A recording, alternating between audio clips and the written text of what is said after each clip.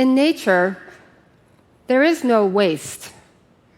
What's left behind by one organism becomes fuel for another. It was human beings that invented the idea of waste, of using things once, then throwing them out. In many ways, waste has driven human progress. Disposable diapers helped women get out of laundry rooms and into the workforce. Disposable plastic syringes enabled mass vaccination, saving hundreds of millions of lives. And even the most dramatic example of human progress, space travel, has been powered by single-use rocket boosters. But this most significant of human inventions, waste, is today so successful that it threatens our very existence. Each year, over 150 billion disposable diapers and 16 billion disposable syringes end up incinerated, in landfill, or simply polluting the environment. By 2050, there may be more plastic waste than fish in the world's oceans. And outer space is now so full of waste that it's jeopardizing future missions. In the industry I work in, fashion, waste is a particular problem. Over the past 20 years, fashion consumption has increased by 400%. Yet 85% of materials produced eventually end up incinerated or sent to landfill. The relentless production of new materials accounts for 38% of fashion's greenhouse gases, and is one of the reasons fashion is the third most polluting industry in the world. Fashion is an industry built on waste. And while some companies are making good progress in setting carbon reduction goals, using recycled materials, or offering trade-in and resale programs, few are daring to challenge the fundamentals of the fashion system.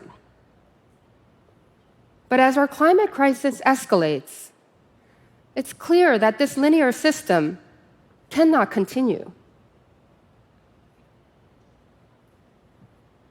This is what I was thinking 4 years ago as I was at home with my young kids during COVID, feeling increasingly anxious about fashion's future and my role in contributing to that future. At the time at my company, Coach, we were taking many steps to improve the sustainability of our brand, including launching programs to give used and damaged products a second life. But the more I thought about it, the more I realized this wasn't enough.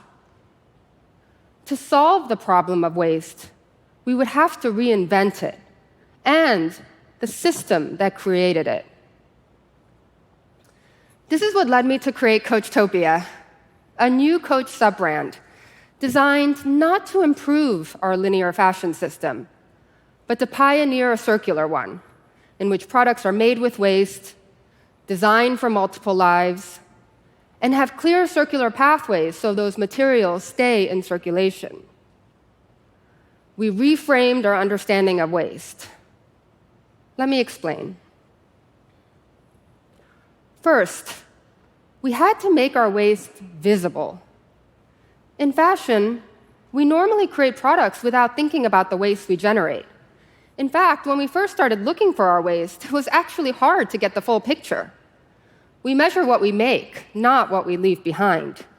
But these waste streams are vast and deep. For example, this is the waste left behind from the making of products such as our quilted tabby shoulder bag.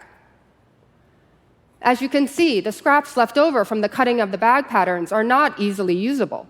They're small, scrappy, irregular. Typically across the industry, these scraps are sent to landfill, almost without a thought. But they're up to 30% of each leather skin. At first, the scale of the problem seemed daunting. But we soon realized that the scale was actually the opportunity, that in fact we could create a whole new supply chain built on waste. So we started collecting, sorting, classifying, and storing our leather scraps. And now, instead of a pile of waste, we have a rich supply of materials collected in what we call our leather scrapyards. Next, we had to reimagine the value of waste, thinking of it not as a byproduct, but as an inspiring raw material. And it started with reversing how we design. In the usual process, we design forwards. We imagine the ideal product in the ideal materials and colors, and we harness the power of our supply chain to bring this vision to physical life. But in a circular world, we have to design backwards, starting with what already exists and using our creativity to turn those materials into beautiful new products. This was scary. What if we wanted pink, but there was no pink? What if the only pinks that were available were the wrong shades, no longer on trend this season? What if we fell in love with the color of scrap, but there wasn't enough?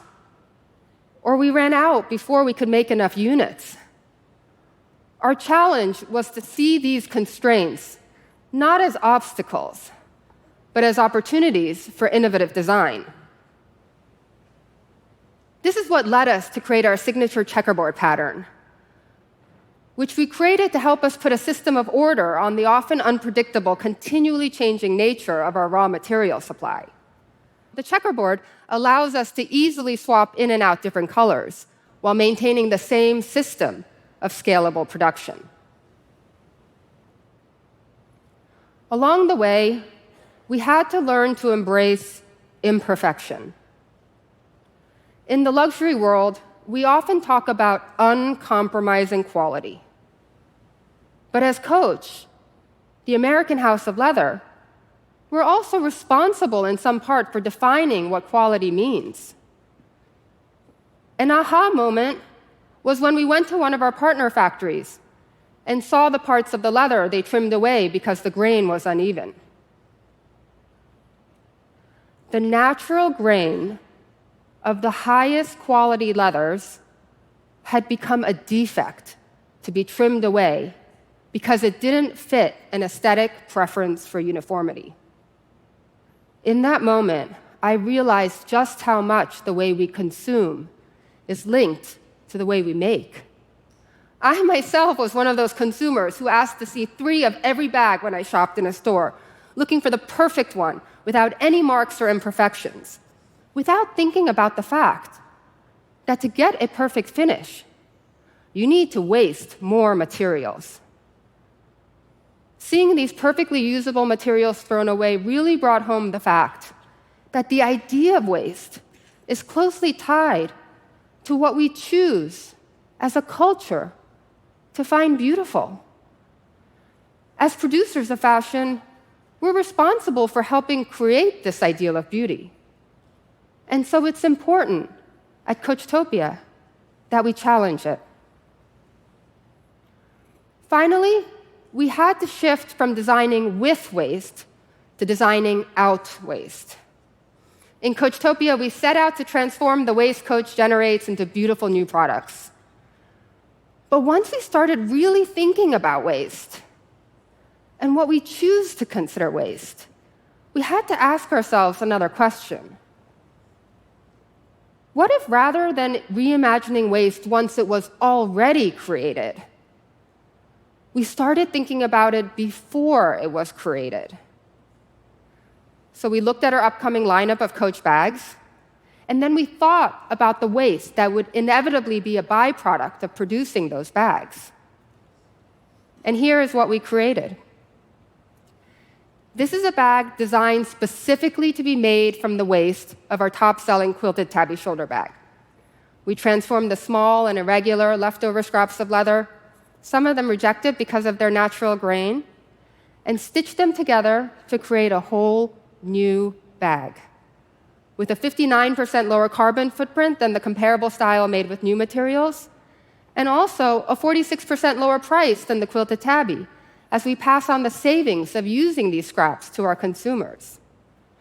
And now we're applying this approach more broadly to other top styles, the Brooklyn, the Hamptons, and more.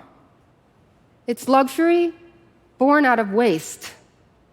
We're beginning to build a whole new system that's more like nature, where what's left behind by one entity, Coach, is used by another, Coachtopia. And that makes me so happy, because I love fashion. I love the joy it brings us and the way it allows us to express ourselves. I believe that the steps we're taking, though of course imperfect, will help us build a new kind of fashion that doesn't come at the expense of the planet.